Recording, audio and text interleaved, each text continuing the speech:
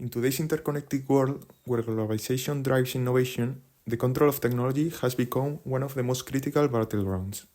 In this video, we'll dive into the fascinating story of Huawei, a tech giant that once stood as a symbol of innovation and power, only to face bans and restrictions across numerous countries due to its intense clash with the United States. Huawei, one of the largest tech giants, has been at the center of controversy since the United States accused it of espionage and being a threat to national security. At the same time, the company claims it is a victim of the economic and technological rivalry between China and the United States. From Huawei's perspective, it's a private company founded by Ren Zhengfei and insists that it's not controlled by the Chinese government. The company argues that allegations of espionage and being a tool of the Chinese government are unfounded, as no concrete evidence has been presented. Huawei has positioned itself as a global leader in 5G networks, thanks to its innovation and competitive pricing. This poses a threat to US companies like Qualcomm, Cisco, and Ericsson, which struggle to compete in the market.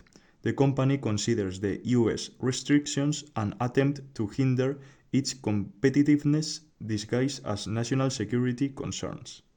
From the perspective of the United States, there are significant national security concerns surrounding Huawei.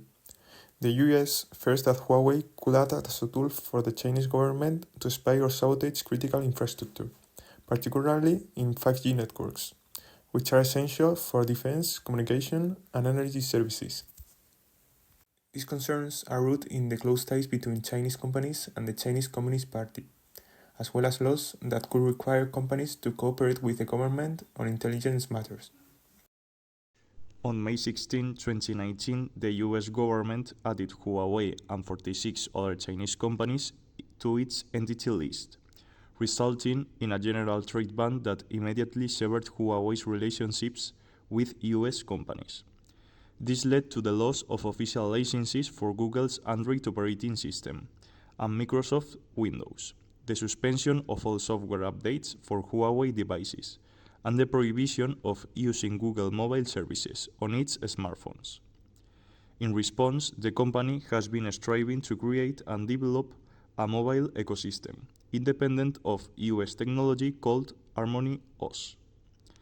In 2020, Huawei sold its sub-brand Honor to a consortium of companies under the name Shenzhen Xinxin New Information Technology, a strategic move to exempt Honor from US trade restrictions and allow it to resume business with American companies.